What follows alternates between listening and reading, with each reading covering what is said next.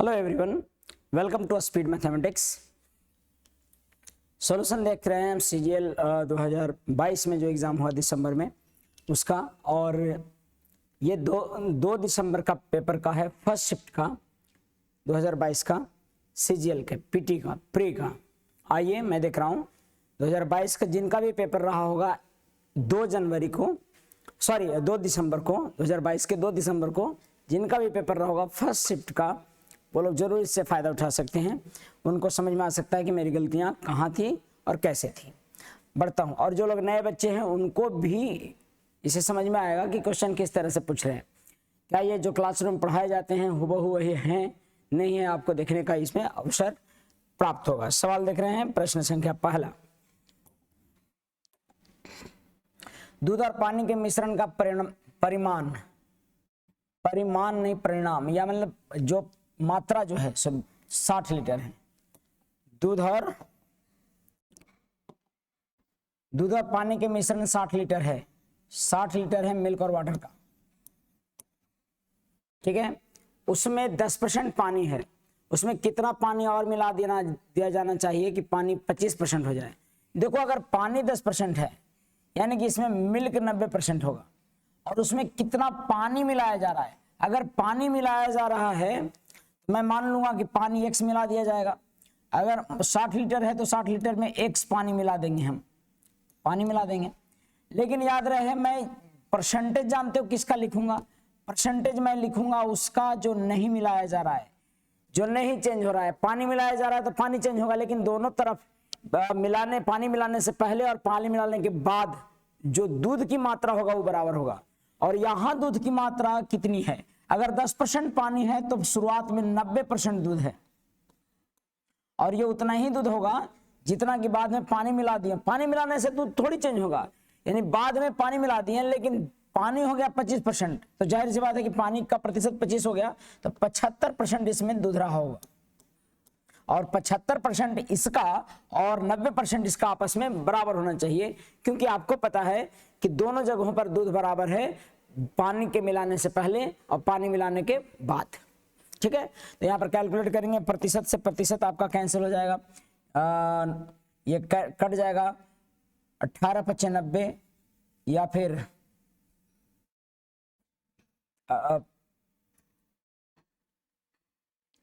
यहाँ पर 15×6 = 90 और 15×5 = 75, 5 बार में कट जाएगा, और 5 से 12×5 = 60 कटेगा, 12×6 = 72 हो जाएगा, और बराबर 60 + x होगा, यानी कि x बराबर जो मिलाया गया पानी है वो 12 लीटर रहा होगा, ठीक है। 12 लीटर पानी मिलाया गया होगा। मुझे लगता है कि इससे आसान आपको नहीं समझ दिखेगा कभी। इसको रेशियो में बदल के आप करते हैं, मुझे लगता है कि प्रतिशत में बेहतरीन है। बढ़ता हूँ, अगला सवाल। एक वृत्ताकार घड़ी की घंटे की सुई की लंबाई 6 है। एक घड़ी की घंटे की सुई की लंबाई 6 है और 9 PM से 3 PM तक उसके एक सिरे द्वारा तय की गई दूरी ज्ञात कीजिए। अच्छा, यानी कि यहाँ पर आपको होता है 12, यहाँ पर आपको 6, और ये आपका 9, और ये 3 होता है। तो अगर कोई घड़ी का सुई है जो कि घंटे की सुई है, अगर आपको ये यहाँ से चलते चलते चलते चलते इधर की ओर आ जाता है, यानी कितना डिग्री एंगल कवर करता है, ये आप देख पाएंगे कि एंगल टोटल कवर किया 180। अगर ये 180 आगे कवर कर लिया है, इसका मतलब ये हुआ 180 डिग्री के द्वारा जो सुई के द्वारा तय दूरी है वो सुई के द्वारा तय दूरी परिधि होगा। ये वाला आधा अर्धवृत्त हो जाएगा एक तरह से, यानी कि आधा परिधि, यानी कि आपको पता है कि चाप की लंबाई या जितना दूरी चला होगा उसकी लंबाई, चाप की लंबाई लेंथ ऑफ आर्क बराबर, चाप की लंबाई बराबर होता है लेंथ ऑफ आर्क बराबर θ/360, और पूरे वृत्त का जो परिधि होता है 2πr वो। अब आपको यहाँ पे देखना है थीटा 180 डिग्री बन रहा है, 360 हो गया, और 2π यानी 2 × 22/7, और रेडियस आपका दे रखा है 6 इंच की लंबाई। घड़ी की जो सुई की लंबाई है वो 6 इंच की है, तो इंच में आंसर हो जाएगा। पाई में ही आंसर दे रहे हैं तो इसको पाई का पाई रहने देते हैं और इसको लिखते हैं 6, अब देखिए 18 3 से 2 से 2 यानी कि यहाँ पर आ जाएगा 6 पाई इसका आंसर। सबको समझ में बात आ रहा होगा। तो ये घड़ी का सुई कितना लेंथ बना रहा था, ये था प्रश्न संख्या। अगला और तीसरा नंबर क्वेश्चन देखिएगा, दिए गए ग्राफ को ध्यान से देखिए और दिए गए प्रश्न का उत्तर दीजिए। कितने छात्रों ने 135 से अधिक अंक प्राप्त किए? 135 से अधिक अंक प्राप्त किए। यहाँ पर देखिए ये बाद में लिखा गया है, ये वाला 125 है, यहाँ 130 है, ये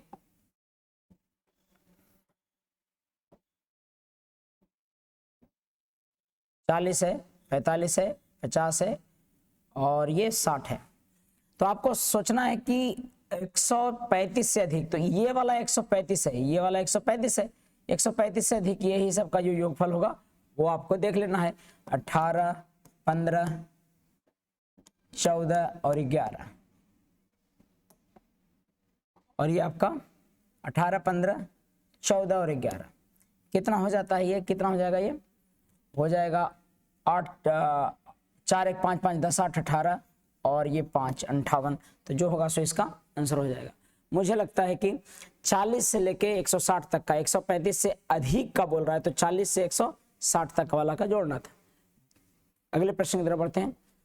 सवाल अगला कह रहा है कि x के पावर 4 प्लस 1 बटा x के पावर 4 बराबर 2207 दिया है तो 7 निकालना है।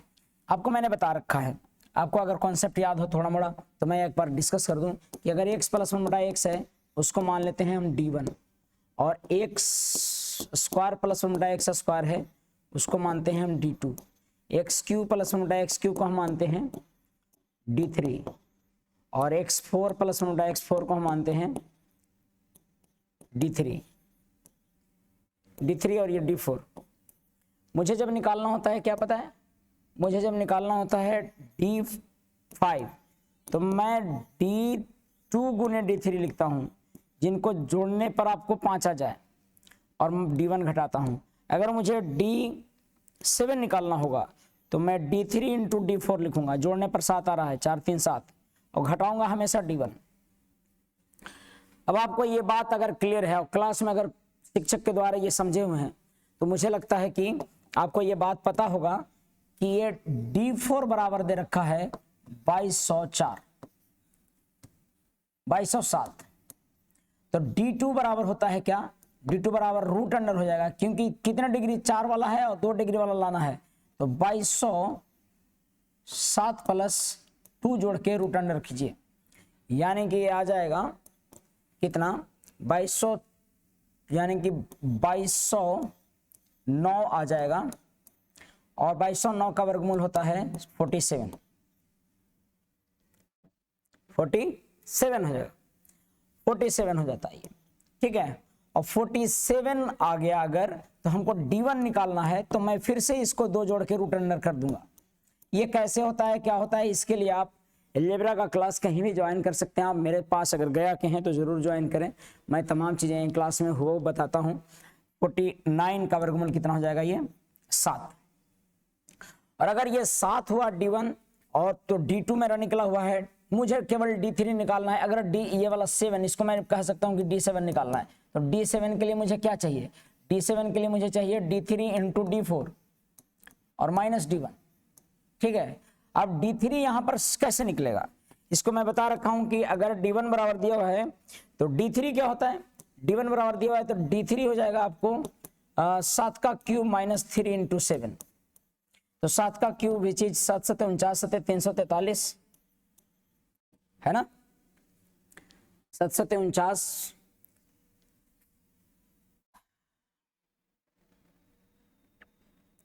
7 7 49 7 9 7 28 और 6 34 और 7 21, ये घटाएंगे तो कितना मिलाएगा, ये घटाएंगे तो मिलेगा आपको 322, यानी कि d3 बराबर मेरा 322 है और d4 बराबर हमारा 2207 है, और माइनस कर देना है इसमें से हमको d1, जो कि d1 मेरा आया है 7 दूनी 14 में से 7 गया, लास्ट में इकाई अंक 7 होना चाहिए, और इकाई अंक एक ही के साथ में है ही, यानी कि आंसर कौन सा हो जाएगा 710647, 710647 647।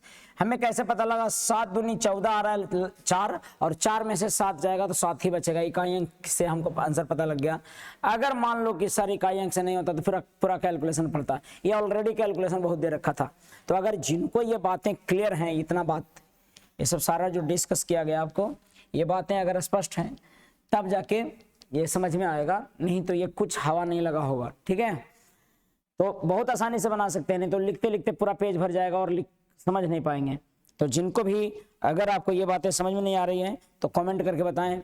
अगर आपका ये हुआ तो मैं इस तरह का वीडियो जरूर बनाऊंगा और जिसमें कि आसानी से D2, D4, D3 बता सकूंगा। यहाँ सवाल दे रखा है कि एक गोले का व्यास 63 सेंटीमीटर है, तो गोले का कुल पृष्ठीय क्षेत्रफल क्या होगा? एक गोले का व्यास दिया हुआ है, रेडियस आपका 63/2 होगा। टोटल पृष्ठीय क्षेत्रफल हो जाता है, अर्धगोला है या गोला है? गोला है तो 4 पाई, इसका पृष्ठीय क्षेत्रफल 4 पाई r² होता है। कुल पृष्ठीय क्षेत्रफल, टोटल सरफेस एरिया r², यानी 4 गुने 22/7 गुने 63/2 गुने 63/2।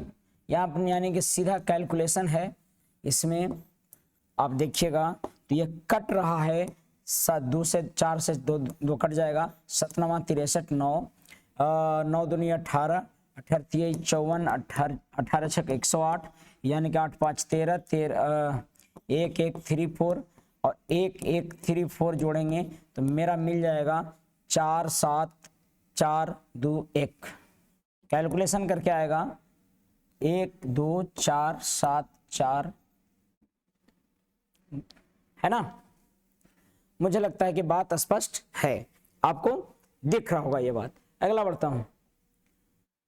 सवाल कहता है एक पेन 14% के लाभ पर 16.44 में बेचा जाता है, यदि इसे इतना में बेचा जाता तो लाभ क्या होता? 14% के लाभ पर है। आप देखिएगा सीधा सीधा लिख सकते हैं कि 14% लाभ यानी कि 114 रुपया तब प्राप्त होता है। देखो 100 वाला सामान अगर मैं 114 रुपये में बेचूंगा, 14% लाभ में बेचूंगा तो 114 में बिकेगा। अगर मैं 1% लाभ में बेचूंगा तो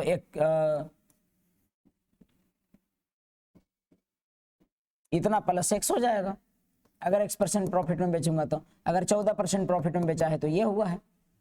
अगर ये माइनस में बेचूंगा तो यहाँ माइनस हो जाएगा। क्लियर है बात? ये मैं इसी तरह से बोलता हूँ कि 100 के लिए मान निकाल लीजिए। अब आप देखिए कि इतना में बेच रहे थे, ये पहला एसपी था, यानी कि 166.44 और बटा 154.76 का अनुपात क्या आएगा यहाँ पर? जो 114 बटा 100 प्लस x का आना चाहिए। अगर x माइनस में होता है तो हानि होगा, x प्लस में आता है तो लाभ होगा। ये काटिएगा तो मिल जाएगा, इससे ये काटिए, इससे कट जा रहा होगा।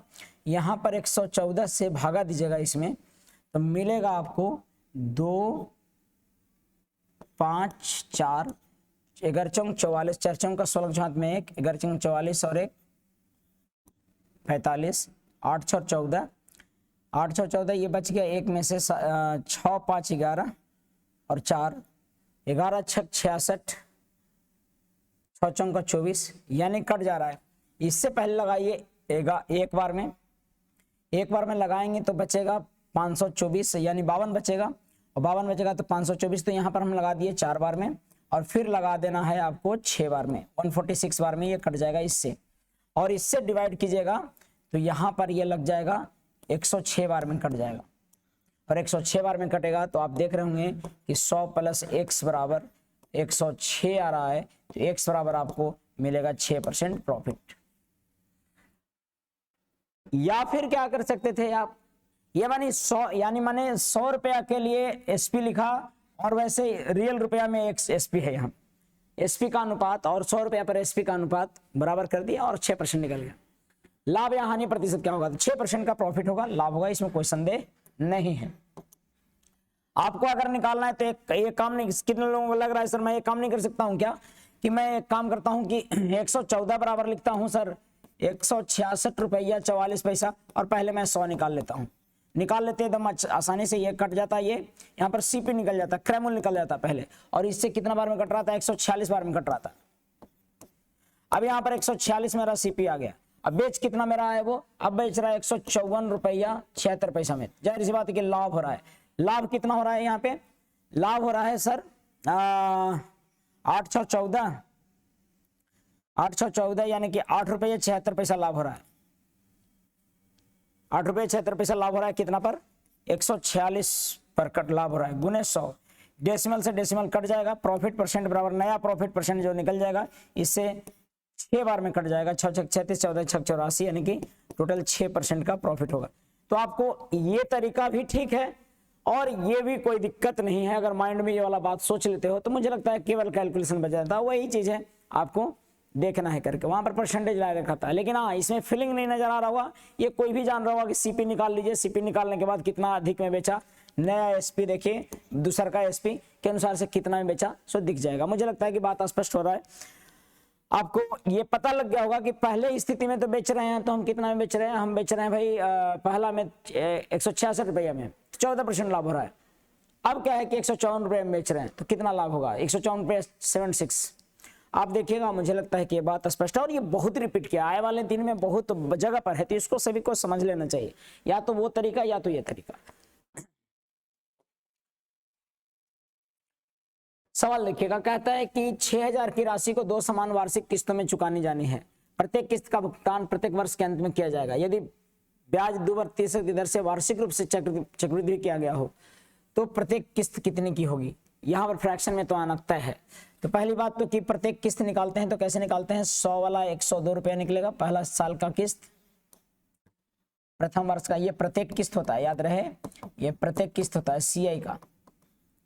और दूसरा साल में 100 का स्क्वायर हो जाएगा और 102 का स्क्वायर हो जाएगा। 102 का स्क्वायर कितना होगा, तो 2 दूना 4 और 2 2 4, यही होगा 0।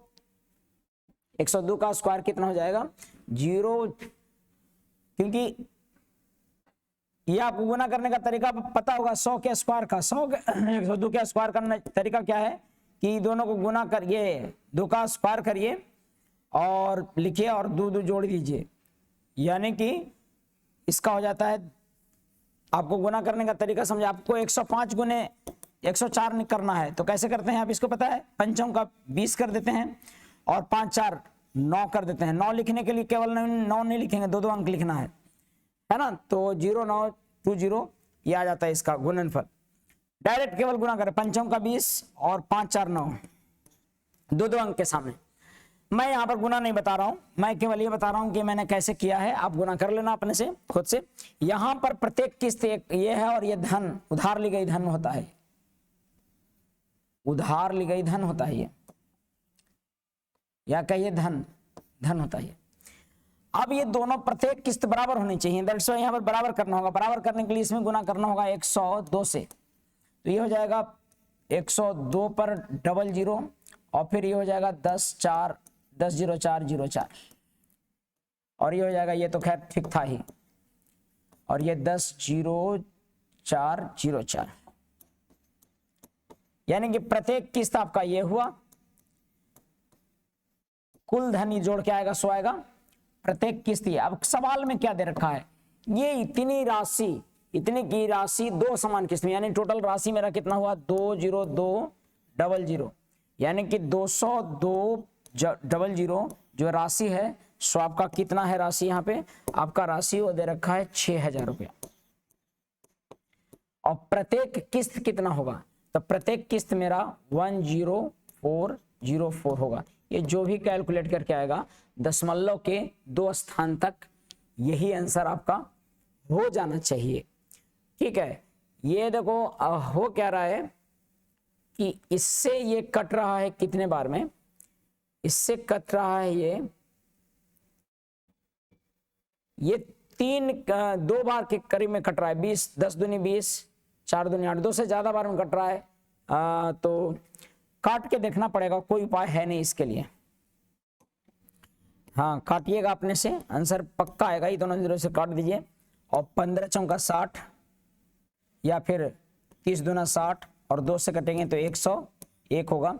101 से भागा देंगे इसमें तो 1 बार में लगेगा, 101 से भागा देंगे तो 1 बार में लगेगा और बचेगा हमारा यहाँ 3 0, तो 3 0 आ जाएगा तो यहाँ पर भाग नहीं लगेगा, एक बार फिर से 4 आएगा ऊपर से और यहाँ पर लगेगा 3 टाइम्स, तो 103 गुने जो करेंगे ये 3, तो 3 3 9, 309 के करीब में लमसम में आएगा। कुछ आंसर होना चाहिए 3090 दे रखा है 30, यही आंसर मारते हैं। 300 के करीब यही आ रहा था, सॉरी 3000 के करीब, ये 3000 के करीब आएगा। ठीक है, 100 गुने 30 3000 के करीब आएगा, 30,090 आंसर यही होगा। तो आपको प्रत्येक किस्त ऐसे निकालना है, आसान सा सवाल है। बढ़ता हूं अगले सवाल। एक पुलिसकर्मी को 97 मीटर की दूरी एक चोर दिखाई देता है, चोर भागने लगता है और पुलिसकर्मी उसका पीछा करता है।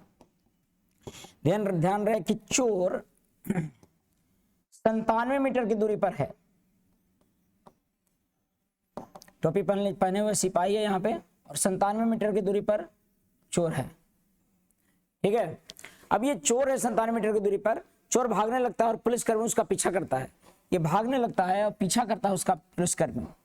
21 के चाल से ये चल रहा है, 23 के चाल से, चोर 21 के चाल से चल रहा है। ये 21 किलोमीटर प्रति घंटा के चाल से चल रहा है, सॉरी किलोमीटर प्रति घंटा नहीं, मीटर प्रति सेकंड है। मीटर प्रति सेकंड की चाल से चल रहा है चोर, और सिपाही चल रहा है 21 के चाल से, यानी कि आप समझ रहे हैं दोनों एक ही दिशा में चल रहा है 21 मीटर प्रति सेकंड की चाल से। तो दोनों का सापेक्ष चाल कितना होगा आपको, 21 के चाल से और ये 23 के चाल से चल रहा है, सापेक्ष चाल कितना होगा 23 माइनस 21 है ना। पकड़ कितना से रहा होगा वो 2 के चाल से, 2 मीटर प्रति सेकंड के चाल से, और पकड़ना कितना है उसको 97, तो कितना समय लगेगा, तो मान लेते हैं t सेकंड समय लगेगा। काटिए पिटिए आंसर आइए, यहाँ पर 2 आ जाएगा, 2 97 और ये 2t सेकंड, यानी t बराबर 48.5 सेकंड इसका आंसर हो जाएगा। आप समझ में आ रहा हो। सापेक्ष चाल लिखते हैं, दूरी बराबर सापेक्ष relative speed into time, distance बराबर स्पीड इनटू टाइम होता है। बस यहाँ पर स्पीड 2 लोग चल रहे होंगे तो रिलेटिव स्पीड लिखाता है, एक ही दिशा में है तो दोनों का अंतर, और विपरीत दिशा में है तो दोनों का योग। मैं इस पर एक वीडियो डाल रखा हूं कि शॉर्ट वीडियो उतना से समझ में आ जाएगा, पूरी तरह से आपको बनने लेंगे। सवाल अगला देख रहे हैं, कहता है कि 702 रुपया को राम रमेश और नरेश, 702 रुपया को राम रमेश और नरेश के बीच बांटा गया, 702 रुपए का, और विभाजित करना था 1/3, 1/4, 1/6 में। तो गलती से कर दिया, ये बांटा गया इनमें, और सही बंटवारा था, इतना सही बंटवारा था आपका कि 1/3, 1/4, 1/6 में बांटते, लेकिन गलती से इनके बीच बांट दिया गया। ये बहुत रिपीट करता है, आपको टाइप्स में बताया गया होगा, गलती से बांट दिया गया। जानते हैं कितने में, इसको गलती से बांट दिया गया इनके बीच, राम और रमेश और आपको नरेश में बांट दिया गया 3:4:6 में, गलती से। अब सोचो जरा सा कि यहां पर जो बंटवारा हो रहा है, ये पूछता है कि सबसे अधिक किसने और कितना लाभ प्राप्त किया। देखो भाई, पहले जिसको सबसे कम मिलेगा उसी को बाद में ज्यादा लाभ मिलेगा, यानी सबसे कम लाभ किसको मिला है, इसको पहले हम बढ़िया से लिखेंगे। फ्रैक्शन में सही रेशियो नहीं होता है, आपको पता है, तो मैं 12 से गुना कर दूंगा तो हो जाएगा ये 4:3:2, यानी सबसे कम मिल रहा था पिछले इस बंटवारे में 4 रुपया राम को, 3 रुपया रमेश को और 2 रुपया नरेश को, सबसे कम नरेश को। और अब ज्यादा अगर पलट जाएगा तो सबसे ज्यादा किसको मिलेगा, नरेश को, यानी कि नरेश को सबसे ज्यादा मिलने वाला, और नरेश एक ही ऑप्शन में था ही, तो आंसर हो जाएगा ये। यहां पर समझिए, जिसको पहले सबसे कम मिल रहा है 1/6 मिल रहा है, 1/4, 1/4 मिल रहा है, 1/3 मिल रहा है, 1/4 मिल रहा है, ये 1/6वां 6वां भाग मिल रहा है, सबसे कम नरेश को मिल रहा है, इधर 6 मिल रहा है, तो भैया सबसे ज्यादा मिलेगा नरेश को, नरेश को लाभ हो जाएगा। तो पहले जिसको कम मिल रहा है उसको फिर ज्यादा मिलने लगेगा। ठीक है, यहां पर आंसर हो गया था, लेकिन बात यह है कि सर बांटना था 702 को, तो कैसे बांट सकते हैं आप। तो यहां पर नरेश को मुझे पता लग गया कि सबसे ज्यादा मिल रहा है, तो मैं नरेश का केवल निकाल लेता हूं। देखो 4 3 7 2 9 बराबर आपको 9 रुपया के बदले कितना बांट रहा है, यहाँ पर 9 रुपया के बदले भी बांट रहा है 702 रुपया, यानी 9 का बंटवारा यहाँ दिख रहा है, लेकिन बांटना है ना 702 का। तो मुझे किसका निकालना था, नरेश का केवल। तो नरेश का निकालने के लिए 2 रखेंगे, 9 से कट जाएगा, 9 सते 63 और 9 अठे 72, 9 सते 63 और 9 अठे 72 और 8 दूनी 16, 7 दूनी 14 और 1 15, 156 रुपया मिल जाएगा, ये है ना। अब देखो 4 3 7 6 13, यहां पर आप देख रहे होंगे कि ये 13 बराबर दे रखा है ये 702 रुपया, 13 बराबर 702 रुपया है। तो मुझे निकालना है नरेश बाबू का, तो नरेश को 6 मिलेगा, इसमें से 13 से कटेगा, 13 पचे 65 और 13 चौका 52, यहाँ पर यानी कि इसको मिल जाएगा 6 चौका 24 रुपया, 6 चौका 24 2 6 25 और 2 32, 324 रुपये मिल जाएगा। यानी मिलना था पहले वाले बंटवारे के अनुसार 156, लेकिन मिल जाएगा 324, तो 168 रुपया इनको अधिक मिला होगा। अब देखिए 168 रुपया इनको अधिक मिल रहा होगा, 168 रुपया इनको पहले वाले बंटवारे के अनुसार से 168 रुपया अधिक मिलेगा। समझ में आ रहा होगा बात। पहली बात तो देखते आंसर लगाना चाहिए था एग्जाम में कि नरेश को सबसे अधिक फायदा होगा। दूसरा बात की कैसे, तो उसके लिए आपको ये बताया गया, ये पैकेज के टाइप्स में है। मैं अगर वैसा होगा तो सारा टाइप्स में आपको उपलब्ध करवाऊंगा। अगले प्रश्न में बढ़ता हूं। नीचे दी गई तालिका 5 विभिन्न कंपनियों द्वारा सौंदर्य उत्पादों के उत्पादन को दर्शाती है। अब कहता है कि टी द्वारा सौंदर्य उत्पादन का उत्पादन और एस द्वारा सौंदर्य उत्पादन के उत्पादन का कितना प्रतिशत है। एक उत्पाद सौंदर्य उत्पाद टी है और एक सौंदर्य उत्पाद आपका एस है।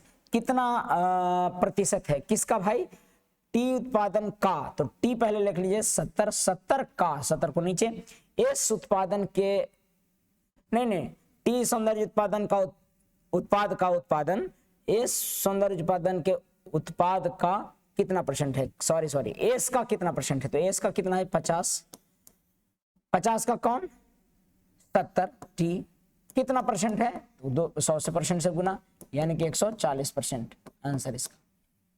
क्लियर कर लिए, प्रतिशत का बेसिक ये है बाबू। अगले प्रश्न की तरफ बढ़ता हूं। सवाल कहता है 15% और 5% की दो क्रमिक छूटों के बजाय एकल छूट, ये तो लगातार आपको कई सेटों में दिखा होगा और आपको बनना चाहिए था कि 15 छूट है और फिर 5 छूट है, x प्लस वाई और x इंटू वाई, तो यानी माइनस माइनस प्लस हो जाएगा। यहाँ पर 15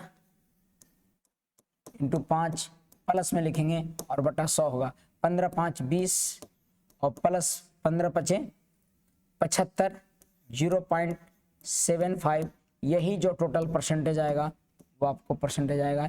यानी कि ये 75 घटेगा तो ये 1 घटा दीजिएगा तो 19.25 आपको माइनस में आएगा, यानी कि डिस्काउंट हो रहा है। टोटल डिस्काउंट कितना होगा 19.5, टोटल फुल डिस्काउंट मतलब नेगेटिव में, ठीक है ना। मैंने 15 नेगेटिव लिया है कि नहीं लिया है, डिस्काउंट मतलब कम करना, हानि में नेगेटिव लेंगे, डिस्काउंट में नेगेटिव लेंगे। सवाल अगला बढ़ते हैं। प्रश्न संख्या 12 कहता है कि 7 कंपनियां दी हुई हैं, दुकानों की तालिका दिया हुआ है, दर्शाया गया है। S3 में बेची गई पेंसिलों की संख्या S6 बेची गई पेंसिलों की संख्या से अनुपात क्या है। S3 में 70 और S6 में 130, तो S6 से क्या अनुपात है S3 का, तो मुझे क्या लिखना है 130 और ये 70, तो यहाँ अनुपात हो जाएगा 13:7। सॉरी S3 से निकालना है S6 का, तो यहाँ पर S3 से निकालना है S6 का, तो S3 का कितना 70 और S6 का 130, काटिएगा तो 7:13 होगा। 13:7 भी ऑप्शन में है बाबू, 7:13 होगा।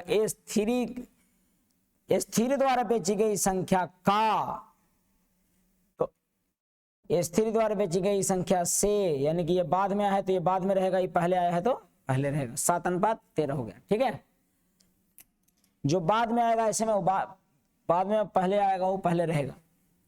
कह रहा है कि x67y 4 अंक की एक संख्या है जो 9 से कटता है, तो 9 से डिविजिबिलिटी का क्या बताएं कि डिजिट सम 9 आना चाहिए। इसका डिजिट सम कितना हो रहा है 7 6 13, 13 का डिजिट सम कितना, इसका डिजिट सम 4 आता है। 13 का डिजिट सम समझते हैं ना, 3 और 1 4, 13 का डिजिट सम 4 होता है। डिजिट सम का मतलब अंकों का योग, 7 6 को जोड़ दीजिए 13 आया, और 13 फिर से जोड़ दीजिए 13 के अंकों का, 13 के अंकों का योग 13 का 3 और 1 यानी कि 4, तो 4 आ गया। यानी कि आपको कह रहा है कि x प्लस, अगर चाहते हो कि x प्लस वाई प्लस 4 ये होना चाहिए, सो 9 के बराबर होना चाहिए, तबे कटेगा, या 0 हो जाना चाहिए। तो 9 के बराबर होना चाहिए, तो ये वाला होना चाहिए 5, तब तो 9 होगा, इसलिए आंसर इसका कौन सा होगा 5। यानी कि 9 से कटने के लिए डिजिट सम 9 होना चाहिए या 9 से कटने वाला होना चाहिए। ठीक है, तो मुझे लगता है क्लियर है बात। अगला बढ़ता हूं, यहां पर क्वेश्चन नहीं दिख रहा होगा तो मैं लिख देता हूं कि x plus 3y plus x minus 2 और माइनस x प्लस वाई को सरल कीजिए, सॉल्व कीजिए। तो भाई ये सीधा सीधा बात है कि सीधा लिख दूंगा x plus 3y plus x plus 3x minus 6 और माइनस x और माइनस y, सिंप्लीफाई करके जो आएगा सो आंसर हो जाएगा। यहाँ पर आपको x y घट जाएगा, यानी कि ये मिलेगा 2y। अच्छा x यहाँ पर भी है, तो 4x में से x गया, 3y में से y गया, तो 2y प्लस में और minus 6, 3x plus 2y minus 6 आपका ये सिंप्लीफाई करके आंसर आएगा। तो इसको कोई दिक्कत नहीं था, लिख देना। सवाल अगला देखता हूं, कह रहा है कि cot x और tan x बराबर 3/2, तो cot x minus tan x का मान पूछ रहा है। जब भी ऐसा देता है तो कोई वैल्यू लेना होता है। ठीक है, ये कभी भी ऐसा देगा तो वैल्यू लेना है। x का वैल्यू यहाँ पर आपको ऐसा लेना है जिससे कि 3/2 हो जाए, यानी कि घटाने पर। तो कहने का मतलब x का वैल्यू अगर आप ले लेते हैं 30 तो क्या हो जाता है, 30 का सेटिस्फाई करेगा क्या? अगर मैं 30 ले लिया x बराबर, तो क्या सेटिस्फाई करेगा? cot 30 का मान होता है √3, tan 30 का मान होता है 1/√3 बराबर 3/2। ये होने से रहा, हो रहा है क्या? नहीं होगा, 3 में से 1 नहीं होगा, तो आपको tan 30 का हो नहीं रहा है।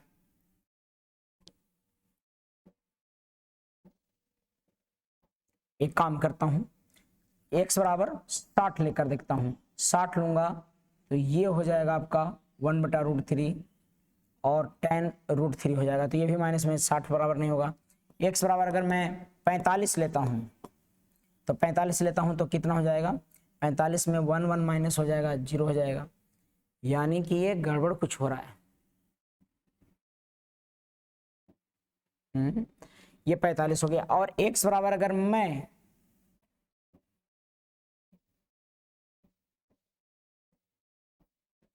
तो यहां पर 3/3/2 दे रखा है आपको, ये गड़बड़ हो रहा है। आपको वैल्यू किसका निकालना है? मैं एक काम करता हूं, सिंप्लीफाई करने का प्रयास करता हूं। ये बनेगा नहीं वैसे, क्योंकि कोई वैल्यू सेटिस्फाई कर नहीं रहा है, तो मैं एक काम करता हूं, सिंप्लीफाई कर लेता हूं इसको, देखता हूं कोई वैल्यू तो सेटिस्फाई कर नहीं रहा है। एक काम करता हूं, ये इसको लिखता हूं, सिंप्लीफाई करता हूं, cos x बटा sin x। चलो कोई नहीं, cos x बटा sin x और plus sin x minus sin x बटा cos x। ठीक है, और मैं गुना करूंगा तो ये आएगा cos square x minus sin square x। ये तोड़ना पड़ जाएगा भाई, sin स्क्वायर x और बटा में यहां पर मिलेगा sin x into cos x, ये मिलेगा, और बराबर ये है 3/2। ठीक है, ये 3/2 कितना है? 2 है। तो मैं एक काम करता हूं, क्यों नहीं इसको 2 से गुना कर देता हूं, पर ऊपर नीचे। ये पता है ये किसका है? ये cos 2x है, ऊपर में cos 2x है, फॉर्मूला जानते होंगे तो। और नीचे में अगर 2 से गुना कर दूं तो 2 sin x into cos x हो जाएगा। देखो जब वैल्यू सेटिस्फाई नहीं करेगा तो यहां मुश्किल हो जाएगा। ये 2 से नीचे भी गुना कर दिया, ऊपर भी गुना कर दिया, यहां पर समझिएगा बात को। और मैंने ये देखा कि ये ऊपर में cos 2x है और नीचे में sin 2x है, और मिल रहा है ये 4/3/4, यानी कि ये cot 2x बराबर 3/4 है। क्या सही है? cot 2x बराबर 3/4 है। तो cot 2x बराबर 3/4 है, तो ये क्या पूछ रहा है? ये पूछ रहा है आपको कि भैया आप मुझे ये बता दो कि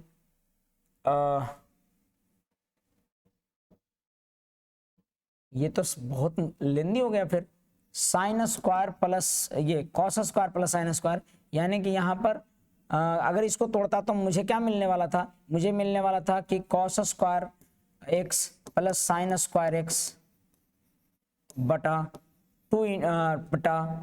sign x into cos x बताइए, ये मिलने वाला था हमको। ठीक है, अच्छा कोई नहीं, यहां पर ये मिला तो मैं क्या लिख सकता हूं कि ये है आपका p और ये है आपका p, तो h तो हो जाएगा 5, और इसको अगर सॉल्व करेंगे तो ये मिलेगा 1 बटा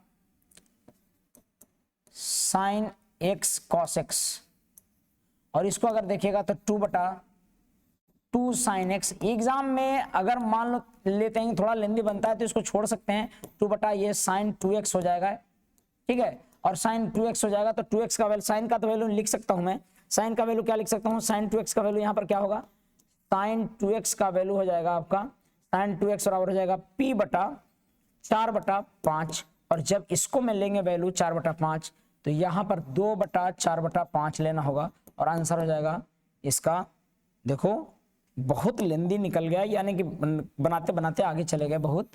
यहाँ पर इसका आंसर आ जाता होगा, यहाँ पर इसका आंसर आपको दिख रहा होगा कि इसका आंसर हो जाएगा 5 बटा 2। तो यहां से पहले ये निकालना है, फिर ये निकालना है, थोड़ा लेंदी हो गया ज्यादा, कोई वैल्यू सेटिस्फाई करना चाहिए था जो कि किया नहीं, कोई नहीं, अगर नहीं किया है तो फिर इस तरह से बनाना है, जो कि लेंदी हो गया। थोड़ा फॉर्मूला इसमें 2-3 चीज यूज किए हैं, ट्रिग्नोमेट्री का मैं फॉर्मूला सारा डाल रखा हूं, आप वीडियो सर्च कीजिए ऑल ट्रिग्नोमेट्रिक फॉर्मूला, आपको सारे फॉर्मूले मिल जाएंगे, उसी में से फॉर्मूला यूज किया है हमने। cos 2x बराबर sine square cos x square, और साइन स्क्वायर बराबर 2x होता है, 2 into sine theta cos theta बराबर होता है साइन 2 थीटा, तो वही लिखा है यहाँ पर, फिर वही यूज किया है और निकल गया। लेकिन इसको जिनका जाना हुआ, जो जान रहे होंगे इस चीज को, उन्हीं को आसान लगेगा, अन्यथा ये टफ लगने वाला है सबको। आगे बढ़ता हूँ, सवाल देखता हूँ। ये सवाल एकदम दिख नहीं रहा, घिसा पिटा है, तो मैं एक काम करता हूँ, इसको पहले सवाल को लिखता हूँ। कह रहा है hemisphere ball made of iron has inner diameter 84 centimeter. एक बॉल है जो कि स्फेरिकल बॉल है और इसका आंतरिक रेडियस है 84 सेंटीमीटर। डायमीटर व्यास दिया हुआ है, रेडियस नहीं व्यास, तो रेडियस आपका 42 सेंटीमीटर है। देखो जहां रेडियस व्यास में गलती हो जाता है एग्जाम में, तो फिगर बनाकर लिखिए। Find the cost of tin plating it on the inside at the rate of 21 रुपए पर 21 रुपए पर 100 सेंटीमीटर स्क्वायर।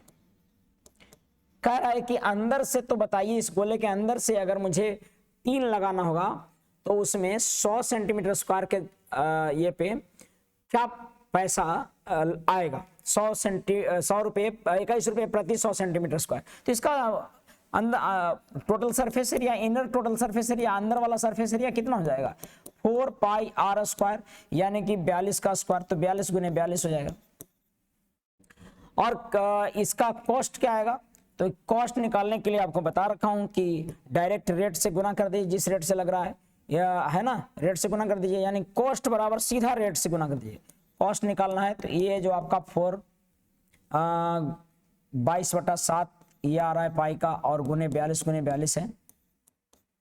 यहां पर थोड़ा सिंप्लीफाई कर लेते हैं, ये 4 पाई का मतलब 22/7 और गुने 42 गुने 42 है, तो मैं इसको काट दूंगा 7 छक 42, और जो आएगा ये आपका आएगा 4 गुने 22 गुने 6 गुने 42, और इसका कॉस्ट कितना आएगा, तो 21/100। तो फ्रैक्शन में तो आना तय है, फ्रैक्शन में आना तय है, जो भी आता है कैलकुलेट कर लेंगे। आंसर इसका आना चाहिए, आपको जो आंसर दे रखा है 2328448 रुपया। कैलकुलेशन करेंगे पक्का आएगा, है ना। आगे देखिए, इसको कैलकुलेशन करना ही होगा, कोई उपाय है आपके पास नहीं। तो इसमें केवल कैलकुलेशन था, गोला का टोटल सरफेस एरिया आपको याद रखना चाहिए 4 पाई आर स्क्वायर, उसको पुट करेंगे। रेट आपका दर, किस दर से, दर से सीधा गुना कर देंगे, कॉस्ट निकल आएगा। अगले प्रश्न की तरफ बढ़ता हूं। निम्नलिखित में से कौन अधिक आयतन प्रदान करेगा? कौन अधिक आयतन प्रदान करेगा? वॉल्यूम किसका अधिक होगा? क्या 6, 7, 8 वाले का, या घनाभ का, या 7 के किनारे का? तो इसका आयतन कितना, कौन सा अधिक आयतन करे होगा? तो निकाल लेंगे। इसका आयतन कितना होता है? 6 गुने 7 गुने 8, और इसका आयतन क्या? 7 का क्यूब। 7 का क्यूब 343, और 6 48 गुने 7, 7 6 42, 42 गुने 8 करेंगे तो 8 दूनी 16, 6 हाथ में 1, और 32 और 1 33, तो 336 आया और 343 है, यानी कि घन का आयतन अधिक होगा। आप देख रहे हैं ये घन क्यूबॉइड है, ये घनाभ है, और ये क्यूबॉइड है, और ये घन है, क्यूब है। तो क्यूब का वॉल्यूम एक क्यूब होता है, आप समझते होंगे, तो इसका क्यूब का वॉल्यूम अधिक हो जाएगा। ठीक है, यहां पर से एक चीज और सीखिए, अगर डायमेंशन का योग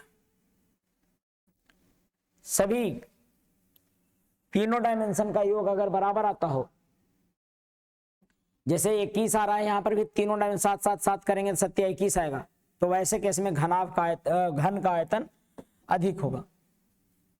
यहां पर एक है, ये डायरेक्ट आपको बता रखा है हमने ट्रिग्नोमेट्री के फॉर्मूले। आज ट्रिग्नोमेट्री के फॉर्मूले से 2 डायरेक्ट दिया हुआ है, ये भी दिया हुआ है कि अगर साइन a प्लस बी बराबर कॉस a प्लस बी हो, तो ऐसे केस में a प्लस बी बराबर 45 होगा। चूंकि a प्लस बी ही रहेगा 45, तभी जाकर ये दोनों आपस में बराबर होंगे। और अगर tan a प्लस बी बराबर 45 होता है, दो क्वेश्चन इससे से पूछते रहता है। पहला सवाल ये पूछता है आपको कि ऐसा रहेगा तो tan a बराबर लिखिएगा, और a बराबर क्या लिखिएगा? 1 माइनस tan b बटा 1 प्लस tan b। ठीक है, और अगर पूछ देता है b बराबर, अगर पूछ देता है b बराबर, तो b बराबर लिखना tan b बराबर, तो tan b बराबर पलट देना इसको ऐसे ही, यानी कि 1 माइनस tan a लिखना और 1 प्लस tan a। ये दोनों आपको याद रखना है। आंसर हो जाएगा आपको बी वाला, यानी कि तीसरा। क्लियर है ये? प्रश्न संख्या 19 के बाद 20 देखिएगा। एक चुनाव में 8% मतदाताओं ने अपना मत नहीं डाला और 2 उम्मीदवारों ने चुनाव लड़ा, जिसमें जीतने वाले उम्मीदवारों को कुल मतों का 48% मत मिला। वह 1100 मतों से चुनाव जीत गया। चुनाव में मतदाताओं की कुल संख्या ज्ञात कीजिए। यह देखते हुए कि डाले गए सभी मत वैध थे। एक चुनाव में 8% मतदाताओं ने अपना मत नहीं डाला और दोनों ने चुनाव लड़ा, जिसमें जीतने वाले उम्मीदवार को कुल मतों का 48% मिला, यानी 100 मत टोटल थे, उसमें से 92 ही मत वोट पड़े, डाले गए। जितना डाले गए सभी वैध थे, और इसमें से डाले गए में से एक को मिला 48, एक को 48 मिला। अब सोचो, एक को 48 अगर मिलेगा तो भाई दूसरे को कितना मिलेगा? क्यों 48? इसका 48 नहीं, कुल का 48%, यानी 48 वोट मिला इसमें से, 48 वोट मिला इसमें से, तो इसको कितना मिला? 8 4 12, ये बच गया होगा 8 में से 4 गया 4, यानी 44 मिला होगा, यानी विनर घोषित हो गया होगा, ये हार गया होगा। ठीक है, तो कहता है कि 1100 मतों से चुनाव जीत गया, 4800 प्राप्त करके। यहां पर दिख रहा है कि 200 मतों से चुनाव जीत गया, 2 मतों से चुनाव 4 मतों से चुनाव जीत गया, यानी कि मैं कह सकता हूं कि 4 मत जो था ना, सो एक्चुअल में 1100 के बराबर था।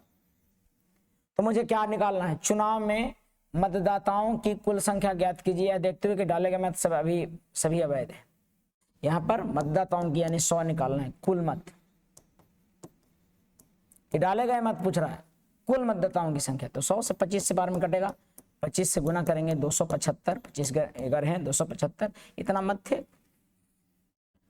तो यहां पर कहता है कि भाई किसका प्राप्त किया 48%? तो कुल मत का 48%। मुझे लगता है कि अगले प्रश्न की तरफ बढ़ रहा हूं मैं। सवाल अगला देखिएगा। आगे क्वेश्चन कर दी गई आकृति में पी क्यू आर में एक अंतर्वृत्त खींचा गया है। ऐसा है जी, ये पी क्यू आर में अंतर्वृत्त, ये थोड़ा सा डार्क में खींच दे रहा हूं, समझिएगा। ये ऐसा है और अंदर से एक वृत्त जा रहा है। यहां पर मैं, ये आर है, ये आपका पी है, ये आपका क्यू है, एफ है, डी है और ई है। पी क्यू क्यू आर और आर पी क्रमशः डी और ई परस्पर करते हैं। पी क्यू की लंबाई 15 दे रखा है, पूरा ये 15 लंबाई है इसका।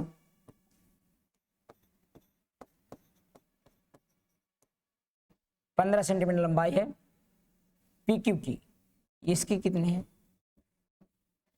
ये पी आर की लंबाई दिया हुआ है 13 सेंटीमीटर और पी क्यू की लंबाई दिया हुआ है 15 सेंटीमीटर और आर क्यू की लंबाई दिया हुआ है 11 सेंटीमीटर।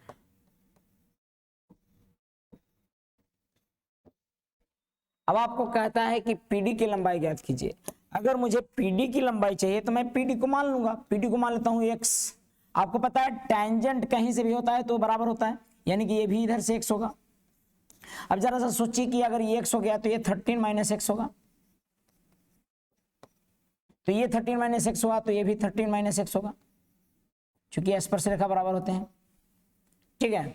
और अगर 30 माइनस x हुआ तो ये 11 टोटल है, तो ये 11 माइनस 13 माइनस x हो जाएगा। तो 11 माइनस 30 माइनस x होगा तो आपको x प्लस x माइनस 2 हो जाएगा। 11 में से अगर घटा दोगे 13 माइनस x तो क्या मिलेगा, यहाँ पर ये माइनस 2 मिल जाएगा और minus minus plus x minus 2 मिलेगा। और अगर x माइनस 2 है तो ये भी मिलेगा x माइनस 2। और आप देख रहे होंगे कि आप कहीं भी देखिए यहाँ पर x माइनस a यानी कि x प्लस x माइनस 2 बराबर कितना आ रहा है 15। इसका मतलब समझ सकते हो कि 2x बराबर आ गया होगा 13 और x बराबर आ गया होगा, कुछ गड़बड़ हुआ है क्या घटाने में?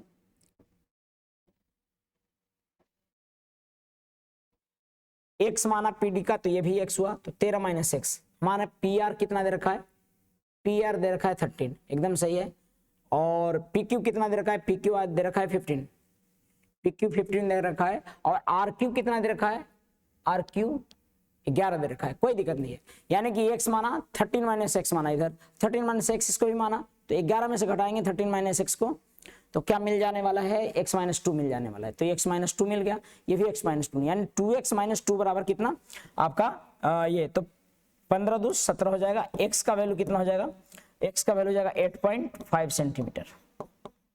ये आंसर दे रखा था, ये समझिएगा बढ़िया से। यहाँ पर फिगर नजर नहीं आ रहा था लेकिन मैंने बनाया तो स्पष्ट नजर आ रहा होगा, दिख रहा होगा। प्रश्न था ये भी पीस एक्सरसाइज आपको 10 जो आपके ज्योमेट्री का है सर्कल का, उसमें से ये क्वेश्चन हुबहू है। बहुत सारे देखो 10 में मैंने सॉल्यूशन भी पूरा डाल रखा है, आप चाहो तो फायदा उठा सकते हो, आपको क्लास आने की आवश्यकता नहीं है, आपको मिल जाएंगे सारे वीडियो आपको डाले हुए हैं और सब आप देखोगे दंग रह जाओगे, सब वही क्वेश्चन है। ये डीआई का क्वेश्चन दिया है, दिए नीचे दिए गया चित्र में एक वर्ष में 8 शहरों की जनसंख्या को दर्शाता है। इन सभी 8 शहरों की कुल जनसंख्या 30,000 है। एक विशिष्ट शहर में जनसंख्या को इन सभी 8 शहरों में कुल जनसंख्या के प्रतिशत के रूप में दर्शाया गया है। C3, C5 और C7 शहरों की औसत जनसंख्या लगभग क्या है।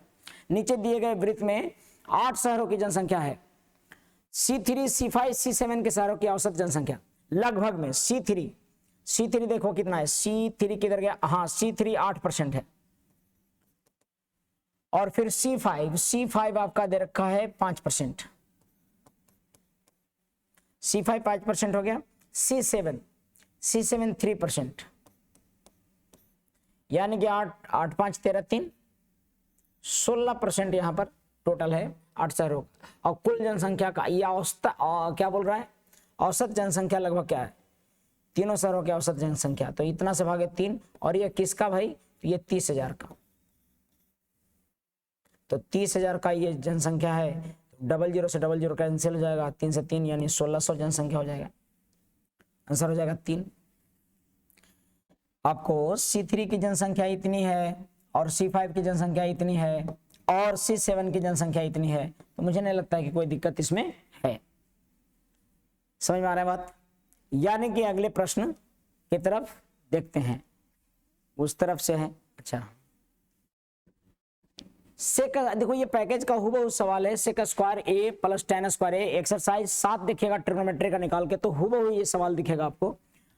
सेक मतलब बिना डिजिट बदले हुए है ये सवाल, सेक ए प्लस tan स्क्वायर ए बराबर 4/17 है और आपको 4 का पूछ रहा है। तो ऐसे भी नहीं जानते होंगे तब भी जानते होंगे कि इसमें अगर मैं ये दिया हुआ है इसका भी वैल्यू तो वही होगा ना, इसको तोड़ेंगे तो क्या मिलेगा, सेक स्क्वायर ए माइनस tan स्क्वायर ए मिलेगा क्या, क्योंकि माइनस में है तो प्लस वाला सॉरी माइनस वाला है तो प्लस वाला माइनस वाला तो 1 हो जाएगा, तो प्लस वाला ही वैल्यू मिल जाएगा, यानी कि इसका बराबर ये है। और इतना ही दिया हुआ है इसलिए 4/17 ही आंसर होता है। मैं देखिए बोला था कि इसको 4/17 ही मारना होता है, आपको ये तोड़कर मिलता वही है। अरे इतना बराबर ये क्या टूटता है आपको पता है ना सबको, कि ये जब टूटेगा तो क्या टूट जाएगा, सेक 4 है ना, तो क्या टूटेगा, सेक स्क्वायर ए और माइनस tan स्क्वायर ए, ये या प्लस ले लीजिए, प्लस में टूटेगा और फिर माइनस में टूटेगा, जो कि आपके पैकेज में दिया हुआ होगा। टूटेगा तो ये हो जाता है वैल्यू, आपको एक वैल्यू होता है, इसका ही वैल्यू हो जाएगा। इसका वैल्यू कितना दे रखा है, 4/17 आंसर हो गया ये। प्रश्न अगला देख रहे हैं, 2 मिनट और लगेंगे, आ जाइए उधर से।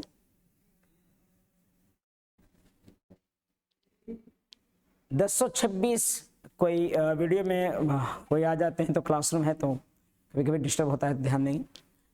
1026, 2268 और 2430 का महत्तम संवर्तक क्या है, HCF क्या है। देखो ये कई बार बहुत ज्यादा दिक्कत करता है। HCF निकालना है तो क्या कीजिए, इसका अंतर निकाल लीजिए पहले, और अंतर का HCF अगर काट देता है सभी को, इन सभी को, तो समझना कि वही HCF हो जाएगा। जैसे 1026 है, इसका अंतर 2268 है। चूंकि बहुत बड़ा नंबर है तो थोड़ा सा दिक्कत हो जाता है कई बार, ठीक है। यहां पर मैं तरीका बता रहा हूं, ध्यान दीजिएगा। अंतर कितना होगा इसका अंतर होगा 2, 4 और ये 2 और 1, 1242, ठीक है। और इसका अंतर जो होगा आपका 8, 2, 10, ये बच गया 2, 6, 6, 12 और ये बच गया 3 में से 2 गया 1, 162।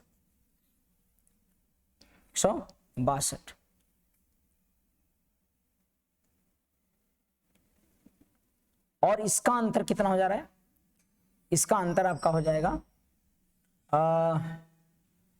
6, 4, 10, 6, 4, 10, ये बच गया आपका 2, तो 2 में से 2 गया 0 और 4 और 1। आप इसका HCF अब यहां पर आपको ऑप्शन में से देखना होगा किससे कटेगा। 81 से तो ये कट जा रहा है, लेकिन 81 से ये नहीं कटेगा, है ना, 81 से ये भी नहीं कटेगा। तो आप देखिए 54 से कट रहा है क्या, सभी 54 से कट रहा होगा, नहीं तो अब इतना आसान है HCF निकालना। तो 162 और 1200, यहाँ पर इसी आपको क्या करना है कि इनका HCF निकालना है, यानी कि 162 का निकाल देंगे, 1242 करेंगे तो आपको एक बार में तो नहीं लगेगा, यानी कि ये लगेगा आपको 16 बोलो तो 7 बार में 7, 8 कटेगा नहीं, 16 बोलो तल से 7 बार में लगेगा। 7 दूनी 14 जनहत में 112 और 1 113, ये 8, 4, 12, ये 0 और कट गया, ये 8 से कट जाएगा,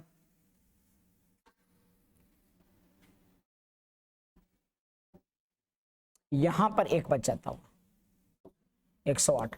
तो 108 है, 162 है तो कटेगा, तो एक बार में लगेगा 108, तो 8, 4, 12, 54 आएगा और 54 से 108 कट जाएगा। और 54 से इसको देख लेंगे कटता है कि नहीं, अगर 54 से कटता है तो आंसर 54 हो जाएगा, ठीक है। मतलब कि अंतर का HCF निकालिएगा और HCF से ये 54 से ही कटना चाहिए संख्या। कौन वाला संख्या, सबका एक संख्या कोई कटना चाहिए 54 से। अगर 54 से एक संख्या कट जाता है तो सबका, अगर इन तीनों का HCF 54 आया और 54 से कोई एक संख्या कट जाएगा तो यानी पूरी संख्या का HCF हो जाएगा ये 54, ठीक है। और वही आंसर था, देखो दिख जाएगा, ये 54 आएगा, वो दिख जाएगा। समझ में आ रहा है बात, ये इतना ही बाकी करने की आवश्यकता नहीं है, क्योंकि आपको उतना आंसर आ जाएगा, दिख जाता है ये। सवाल अगला देख रहा हूं, सेकंड लास्ट क्वेश्चन है, यदि 6 महिलाएं किसी काम को 3 दिन में पूरा करती हैं और 9 लड़कियां उसी काम को 2 दिन में, तो ये आपको क्लास में बताया गया होगा कि 6 औरतें किसी काम को 3 दिन में करती हैं। मुझे नहीं लगता एक भी सवाल ऐसा है जो कि आपको उसमें ज्यादा एफर्ट लगाना है, 1-2 सवालों को छोड़कर। और 9 लड़कियां किसी काम को 2 दिन में करती हैं, तो 8 महिला और 6 लड़कियां कितने दिन में, यहां से क्षमता निकाल लीजिए पहले। तो ये आपको पता है 2 3 6, 3 बार में कटेगा और 3 3 9, यानी कि औरतों की क्षमता और गर्ल्स की क्षमता बराबर है, ठीक है। अब क्या कह रहा है ये कह रहा है कि भाई 6 महिलाएं किसी काम को 3 दिन में करती हैं, तो बोलता है कि तो 8 महिलाओं और 6 लड़कियों द्वारा, 8 औरतों और 6 लड़कियों द्वारा कार्य को पूरा करने में लिया गया समय क्या है, तो मैं मान लूंगा T, और यहां पर 6 छतरी 18 लिखेगा और 8 8 16 क्या, 6 औरतें 3 दिन में, 9 लड़कियां 2 दिन में, तो 2 तिहाई 6 तो 3 तिहाई 9, यानी कि लड़कियां और 6 औरतें 3 दिन में कर रही हैं। तो यहाँ पर औरतों का छतरी 18 और ये 8 औरतें और 6 लड़कियों की बोल रखा है, तो 8 6 14 हो जाएगा यहाँ पे, क्योंकि क्षमता तो वही है, यानी 14 है तो 9 बटा आपका 7 आ जाएगा इसका आंसर। समझ में आ रहा बात। अगला ला और अंतिम क्वेश्चन, ये आपको दिया हुआ है, पता है क्या, ये दिया हुआ है x बराबर वैल्यू, जिनको नहीं दिख रहा होगा इसमें तो मैं लिखता हूं कि x बराबर वैल्यू दे रखा है √5 - 2 और बटा √5 + 2, और एनालाइज करेंगे तो ये √5 - 2 का होल स्क्वायर। अगर आपको एक्सरसाइज 9 ये अलजेब्रा का याद होगा तो एक्सरसाइज 9 में ये दिया हुआ है, 8 9 में एकदम हुबहू क्वेश्चन आपके दिए हुए हैं इतना, और √5 का यानी 5 और माइनस ये 4 ये आएगा आपका, और x का मान आएगा। लेकिन मुझे निकालना है, जानते हो किसका वैल्यू, हमें निकालना है x² + 1 बटा x², जो कि मुझे लगता है कि आप निकाल लेंगे। ये लिखेंगे 1 आया, इसका होल स्क्वायर कीजिएगा तो x बराबर मिल जाएगा 5 + 4 और -4 √5, तो यहाँ पर दिखेगा x बराबर 9 - 4 √5, और आपको 9 - 4 √5 x बराबर दिखा है तो 1 बटा x इसका रेसिप्रोकल होता है, यानी कि 9 + 4 √5 होगा, और अगर आप देखिएगा तो x + 1 बटा x जो दिखेगा वो होगा 9 9 18। क्लियर है बात, 18 आ जाएगा, ये 9 9 18 आएगा, और अगर 18 आ गया तो स्क्वायर बराबर 18 का स्क्वायर 18 324 - 2, यानी कि 324 - 2 322 हो जाएगा इसका आंसर। ये अंतिम सवाल था, ये एक्सरसाइज 9 का है, लेकिन 19 में भी ये दिया हुआ है रैशनलाइजेशन, 8 9 में दिया हुआ है, फिर 19 में दिया हुआ है। एक भी सवाल आपको बाहर से नहीं है कहीं से, मुझे पूरा विश्वास है कि आप लोग इसका सहमति होंगे, क्योंकि जो भी क्लास रेगुलर कर रहे होंगे उनको कहीं से भी कोई दिक्कत नहीं होगा। धन्यवाद, जय हिंद।